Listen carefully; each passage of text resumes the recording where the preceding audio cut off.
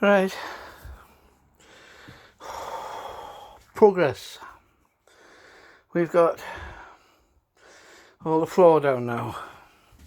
Let's have a little cubby hole thing there. Not talk about that area. Enough of this. Then we've got a floor down completely. I've just used this area here just to save money. I've just used that loft flooring because that's the garage space. Obviously I'll seal it all up, but it will have a bit of lino which is going to run from back to front. I'm going to cover the whole floor because that gives you extra water protection for the floor. It'll be spot on, even under the units. If anything gets down there, you know, it's not going to get into the floor. It's not going to get to the vapour barrier either. This thing has vapour barrier. Now these walls, these are like plastic panel things, and they're not even bolted on out yet. But if you have a look at them, they are moulded perfectly. And they all come off and they all fit neatly. And the roof piece, which is this one here, that's just held on by the vent fittings at the minute. That there is like a clippy space above all that. So when it's all on properly, that will clip up higher up in, and it'll be a neat finish all the way around. So this one here is going to be carpeted. In this piece here, this is where the window is behind there, but that's blacked out now. I'm going to put a board, just a thin, maybe, oh no, size of pie, piece of ply on there anyway, which is going to be carpeted and possibly quilted on either side, because this is your head and tailboard of your bed. Because our van, from here, about there, to here, my finger is about there, that's 6 foot, which is the legal requirement for the length of a bed in a van, unless the DVLA is changed out as well. So anyway, them 2 panels are going to be totally covered. And this panel here is going to be covered, car carpet. That's such a car carpet. Who was talking about? Lots of people talk about, but I think it's maybe Greg Virgo who I was watching,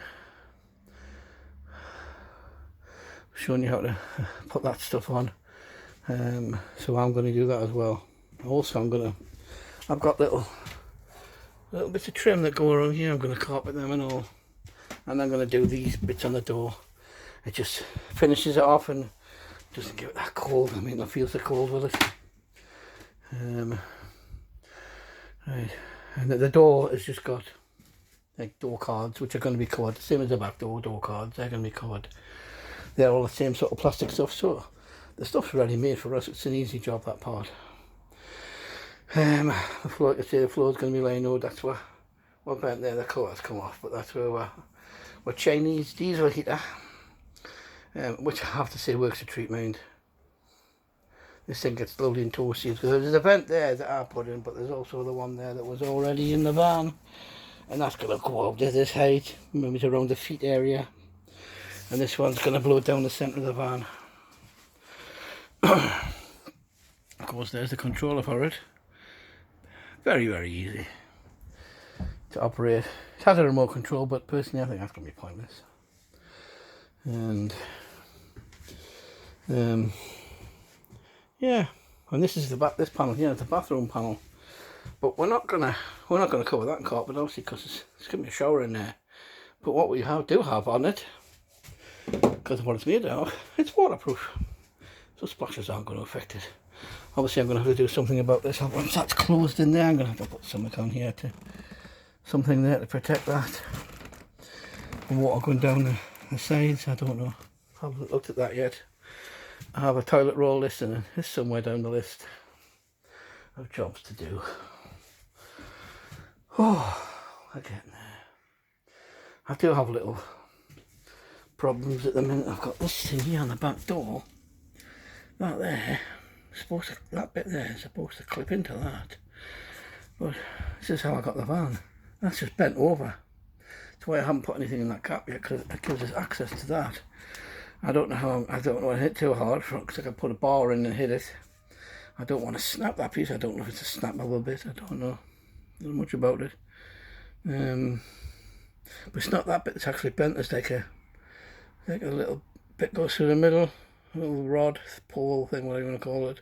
That's what's bent. It's bent downwards, and it really should be up like that. And that's probably why the vans tell us that the door open all the time. Because, I mean, it's shut, but you can't open it from the outside. Because that's not engaging properly. That's what I think anyway. I'd like to think that was the case. I fixed that, and I'll fix the fact that it won't open from the outside. This van also has automatic suspension. I don't know. That button there knocks it down, but there isn't one to put it back up again. It is up, but it doesn't do anything when you press it. These ambulances, they have this is a patient transport vehicle, obviously you probably know that by now. But it still has a Genesis system in. No, I don't have that many problems with the Genesis system, because that does things for me. Does the lights in the back. Them lights are all controllable. Also does the ceiling fan, air in, air out. And also there's a little panel goes on here, which I'll put on back on in due course, which is similar to that one. It gives you control from this side or from in the driver's cab. and everything on there works, obviously except the heater, because I put a different heater in. It had the Basher one in, or however, I don't know how to pronounce that, but it had one of them in, and somebody took it out before we got the van from the auction, because they're worth a canny bit of money. But we paid £108 for a Chinese one, identical shape, size, fittings, the lot, and I just put it back onto the same fittings, and it works a treat. Only problem is, because I'm not an electrician or an auto electrician, I'm a handyman. The battery is in there, in the footwell behind that piece of board there. That's the leisure battery. Ideally, should be down the back to pair up with another one. But there's only, initially when I looked at it, put the cover sheet back on and walked away from it, in my mind I seen lots of wires. But when I took it up a second time, there's only a negative and a positive on it, but they're big fat ones. So would I be right on saying if I just extended them two wires, hid them all, took them straight down to the back and placed the battery down the back here where it should go, would that work properly? Or does the length of the cable make a difference to your electrical output? You know, I'm not really up to these amps and watt hours and volts and stuff. I haven't got that far in my, I have looked a little bit, but I haven't got far enough with my YouTube research yet. No doubt, I watched something Gadget John had on, that was quite interesting. Yeah. I can only presume this thing's got a split charger. How do I find out if it has or not? I've got no idea. When I get to that bit, I might start asking people. At the minute I'm managing. So that's it for my update so far. What we do have is a lack of a front seat. A front passenger seat. These don't come with a front passenger seat, they come with like a box. Don't know what it's for, but there's a box there. Is it for storing oxygen tanks? I do not know. But there's a box, big metal box there, and they take the seat out. These seats are extremely expensive. You're talking over 200 quid, you know, for a seat. And then the seats that are for sale, it's collection only, and they're all down south. You know, we're in Newcastle. We're a long way from everywhere. Really, I should have had that in now, because when I'm out and about searching for things and shopping for stuff for the van, like the one that, I have to go by myself because there's no seat for the lists.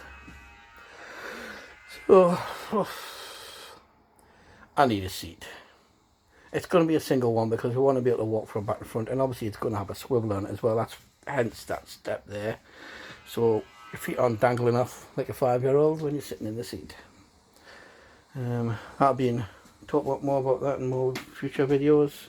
The layout at this side, on the other side of the toilet. I don't know whether I put a seat in. A double seat. Who's got a double seat facing frontwards there? Gadget John. He's got a seat at the table there. Now I sort of like that idea, but then again, if somebody's sitting in the front seat swiveled round and you're sitting in that seat swiveled round, where do you put your TV?